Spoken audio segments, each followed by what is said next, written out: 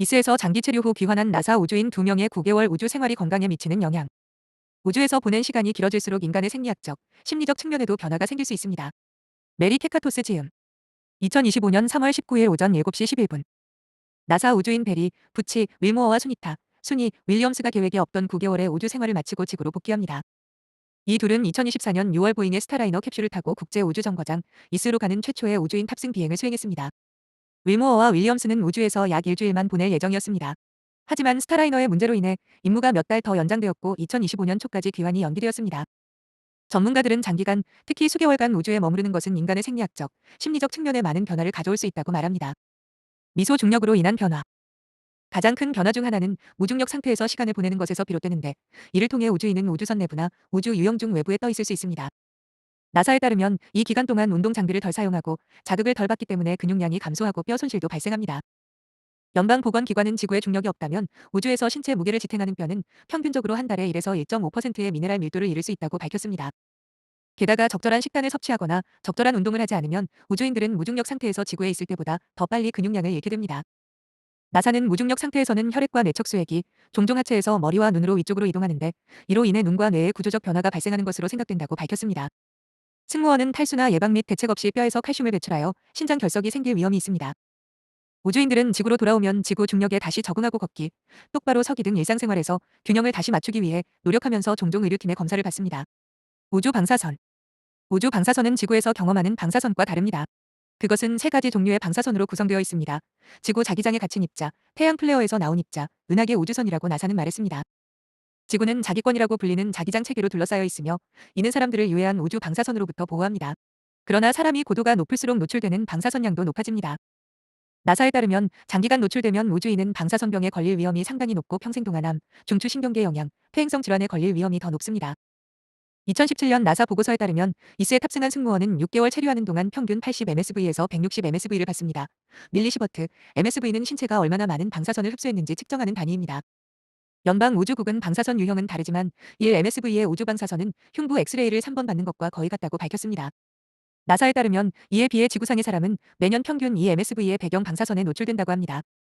이스가 있는 저궤도에서 우주인은 적어도 부분적으로 지구를 깊은 우주의 방사선 노출로부터 보호하는 자기권에 의해 보호받습니다. 베일러 칼리지 오브 메디슨의 트랜슬레이셔널 리서치 인스티튜트 포 스페이스 헬스에서 수석 과학 책임자 대행을 맡고 있는 리에나 바커라이 박사는 이전에 ABC 뉴스에 이렇게 말했습니다. 하지만 그들은 지구에 있는 사람들보다 더 많은 방사선에 노출됩니다.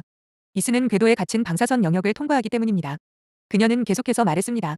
부치와 슈니는 이스에 있기 때문에 신체 시스템에 큰 영향을 미칠 만큼 충분한 방사선에 노출되지는 않지만, 지구보다 더 많은 방사선에 장기간 노출되면 암 위험이 증가할 수 있습니다. 우주에서의 고립. 장기간 고립되고 폐쇄된 환경에 머무르는 데는 신체적, 심리적 영향도 따릅니다. 나사에 따르면 이스 임무에 선발된 승무원은 신중하게 선발되어 6개월 이상 지속될 수 있는 임무를 처리할 수 있도록 훈련을 받는다고 합니다. 그러나 연구에 따르면 이러한 유형의 환경은 사람이 우주에 있는지 여부와 관계없이 행동 변화로 이어지고 피로, 스트레스, 수면 상실을 유발할 수 있다고 합니다. 나사에 따르면 연구자들은 가상현실을 활용해 편안한 환경을 자극하거나 언어학습, 우주 정원 가꾸기 등의 활동에 참여하는 등 고립의 부정적 영향을 막는 방법을 연구하고 있다고 합니다. 베일러 의대 우주건강연구소의 최고 과학 책임자인 제니퍼 포가티 박사는 이전에 ABC 뉴스와의 인터뷰에서 이 기간 동안 면역 체계에도 변화가 있다고 말했는데, 이는 종종 만성 스트레스의 결과이기 때문에 임무를 수행하는 우주인에게 가능한 한 건강한 환경을 조성하는 것이 중요하다고 말했습니다. 스페이식스 드래곤이 성공적으로 착수해 나사 우주인을 지구로 귀환시켰습니다. 수니타, 순이, 윌리엄스와 베리, 부치, 윌모어는 화요일 이른 아침 이스를 떠났습니다. 케빈 세비, 리아 사노프 민 매튜 글래서 작성. 2025년 3월 19일 오전 8시 6분. 국제우주정거장 이스에서 8일간 체류한 후 9개월 반의 임무로 이어진 2명의 나사 우주인이 마침내 지구로 돌아왔습니다. 화요일 오후 5시 57분 에듯 스페이식스 드래곤 프리덤이 플로리다주 텔러에시 해안에 착수했습니다. 이 우주선에는 수니타, 순이, 윌리엄스와 부치 윌모어, 나사 우주인 닉 헤이그, 러시아 연방 우주인 알렉산드르 고르브노프가 탑승해 있었습니다. 화요일 지구로의 귀환에 이상적인 날이었고, 우주인들은 화씨 78도의 날씨에 착수했습니다. 호기심 많은 돌고래 무리가 캡슐 주변을 헤엄치는 모습도 보였고, 지상 승무원들은 착륙 후 캡슐을 열 준비를 하고 있었습니다. 캡슐은 마침내 물 밖으로 꺼내져 회수선에 실렸고, 우주인들은 마침내 9개월 만에 처음으로 신선한 공기를 마실 수 있었습니다. 윌리엄스와 윌머어는 2024년 6월에 보잉의 스타라이너 캡슐을 타고 최초로 우주인이 탑승한 비행을 수행했습니다. 이스로 가는 일주일 여행이 예상되었지만 대신 9개월 동안 머물게 되었습니다. 약 10일 후에 그들을 데려갈 예정이었던 보잉 스타라이너는 문제가 발생하여 두 사람은 몇 달 동안 우주 정거장에 머물렀습니다. 화요일 이른 아침 윌리엄스, 윌모어, 헤이그, 고르브노프를 태운 스페이식스 드래곤은 동부 표준시 기준 오전 1시 5 분에 이스에서 자율적으로 분리되어 지구로 돌아오는 17시간의 여행을 시작했습니다.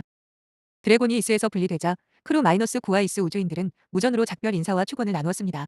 드래곤 사령관 닉 헤이그는 이스 승무원에게 크루 -9를 대신하여 저는 우주 정거장을 집이라고 부를 수 있어 영광이라고 말하고 싶습니다. 살고 일하고 전 세계에 걸쳐 인류의 이익을 위해 협력하여 일하는 임무와 팀의 일원이 되는 것입니다. 라고 말했습니다. 귀환 우주선은 우주에서 기동하여 정거장 위와 뒤를 이동한 후 1년의 이탈 연소를 실시해 지구로 다시 보냈습니다. 드래곤 우주선은 이스에서의 여행을 마치고 재진입을 준비한 후 드라코 추진기를 사용하여 궤도 이탈 연소를 수행하여 우주선의 진로를 변경하고 플로리다 해안에 지정된 위치의 지구 대기권에 재진입할 적절한 경로로 옮겼습니다. 연소 후 드래곤은 재진입을 시작했는데 이 기간 동안 우주선은 최대 화씨 3,500도의 극심한 열과 저항에 노출됩니다. 우주인의 안전을 위해 드래곤은 재진입 중에 타지 않도록 방열판을 사용합니다. 저항은 우주선의 속도를 늦추는 데 도움이 되었기 때문에 낙하산을 펼치는 것이 안전했습니다. 드래곤은 떨어지기 전에 2세트의 낙하산을 사용해 속도를 더 늦췄습니다. 드래그 슈트라고도 불리는 처음 2개의 드로그 슈트는 고속 주행을 위해 설계되었으며 항공기가 시속 약 350마일로 이동하는 동안 약 18,000피트 고도에서 배치되었습니다. 이로 인해 차량 속도가 상당히 느려졌지만 안전한 착륙에는 충분하지 않았습니다.